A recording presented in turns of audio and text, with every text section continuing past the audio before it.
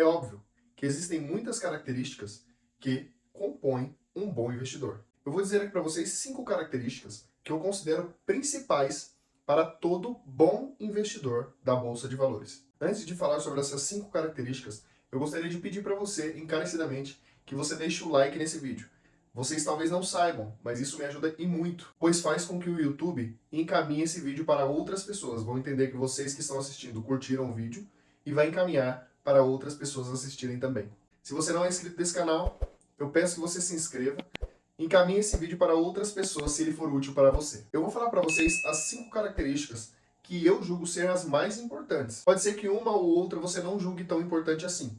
Mas nesse tempo de bolsa que tem, eu percebi que se a pessoa tiver essas 5 características, ela não terá dificuldades na Bolsa de Valores. Lembrando que o melhor sempre ficará para o final. Preste atenção na 5ª característica.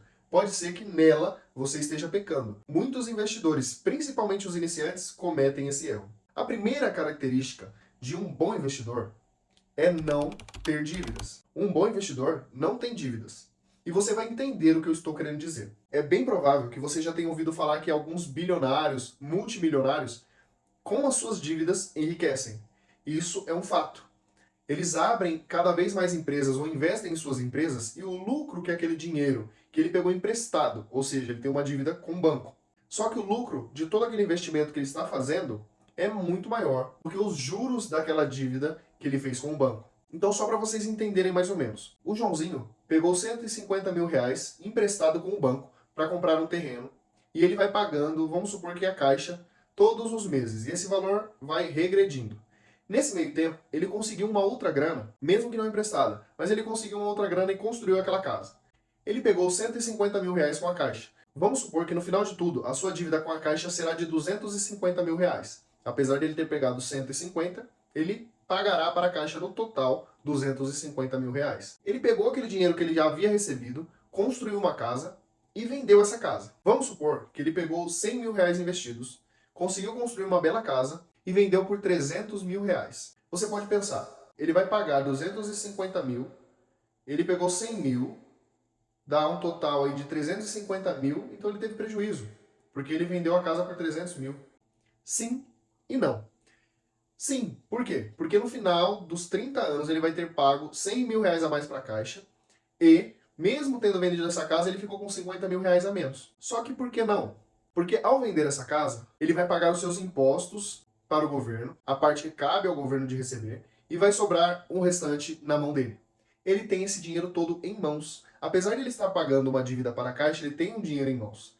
Ele poderá comprar um outro terreno de 150 mil reais e construir com mais 100 mil reais e ter novamente um lucro de 50 mil reais. E desses 50 mil reais ele tirará o imposto e ficará com o restante. E se ele fizer isso várias e várias vezes, lembre-se que ele pegou uma vez um empréstimo. E ele está lucrando cada vez mais, tudo porque ele pegou um empréstimo pela primeira vez. Apesar de naquela dívida inicial ele ter tomado um prejuízo porque ele vendeu a casa menor do que o valor que ele vai pagar para o banco, com todas as outras vendas dele, ele irá recuperar esse valor. Então, só para vocês terem uma noção que nem sempre, e nem todas as dívidas, mas um investidor de sucesso não tem dívidas que comprometam todo o seu salário. É isso que eu quero dizer. Porque se você compromete todo o seu salário, você não consegue investir. Por isso, algumas dívidas podem comprometer os seus investimentos. Tome cuidado. Um bom investidor não tem dívidas que comprometam todo o seu salário.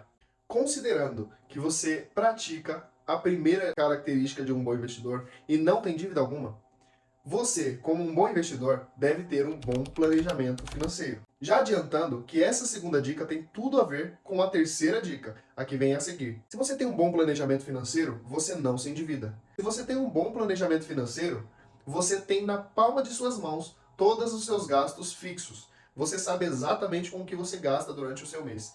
Seja ele gasto fixo, que no caso é essencial, sejam gastos importantes, que você poderia ficar sem, mas julga que é importante por algum motivo que seja particular, e os gastos supérfluos. Independente se você gasta com coisas essenciais, importantes e supérfluas, não tem problema. Eu também gasto, mas tenho um bom planejamento financeiro, sei o quanto entra todos os meses e sei também o quanto gasto todos os meses. Isso é importantíssimo para todo bom investidor. E a terceira dica faz você talvez estranhar a segunda, ou Por que eu não juntei planejamento financeiro com essa terceira dica, que no caso é gastar menos do que ganha? Por que, Divino, você não juntou planejamento financeiro com gastar menos do que ganha? Porque o planejamento financeiro faz com que você não se endivida e conheça exatamente com o que você está gastando. Mas não quer dizer que você gaste menos do que ganha. Às vezes você está no limite, porém planejado. Tudo planejado. Mas um bom investidor sempre gastará menos do que ganha. Por quê? Porque ele precisa investir. E ele só conseguirá investir se ele gastar menos do que ganha. Mas se o cara da segunda dica não pratica o da terceira, também não é o fim do mundo. Se por acaso você se planeja muito bem, gasta pouco com coisas supérfluas, ou não gasta nada com coisas supérfluas e ainda não sobra dinheiro, tem uma saída, a renda extra. E é o que eu sempre falo para vocês aqui. Qualquer dinheiro que entrar por fora que não seja do seu trabalho, você pode investir. Não torre esse dinheiro.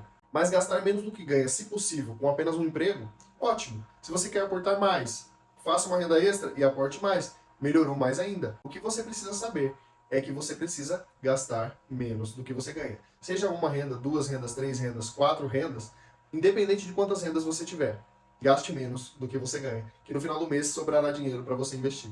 Todo bom investidor tem uma reserva de emergência. Tudo bem, se você está começando agora e já começou investindo, assim como eu fiz, e criou a reserva de emergência depois. Não tem problema. Mas você, como um bom investidor, deve se planejar para criar a sua reserva de emergência e completá-la o mais rápido possível.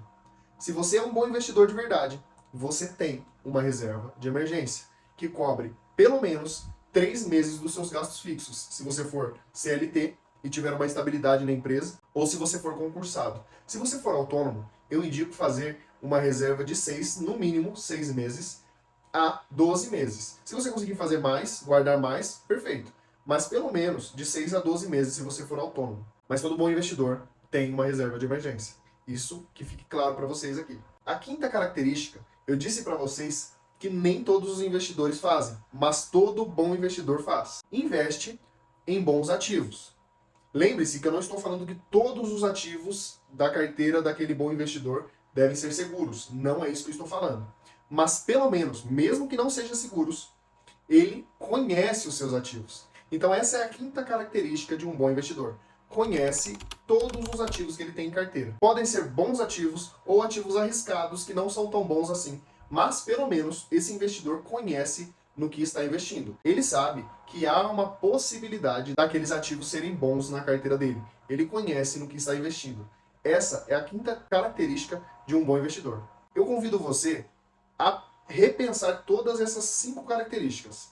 Se você tem pelo menos 4 delas, eu já vou dizer para você que você é um bom investidor. Mas se tiver as 5, melhor ainda. Vamos relembrar essas 5 características? A primeira, não tem dívidas que comprometam o seu salário. A segunda, tem um bom planejamento financeiro. A terceira característica é gasta menos do que ganha. A quarta característica, tem uma reserva de emergência. E a quinta característica, conhece muito bem os ativos no qual ele investe. Se você tem essas 5, perfeito. Você está no caminho mais do que correto.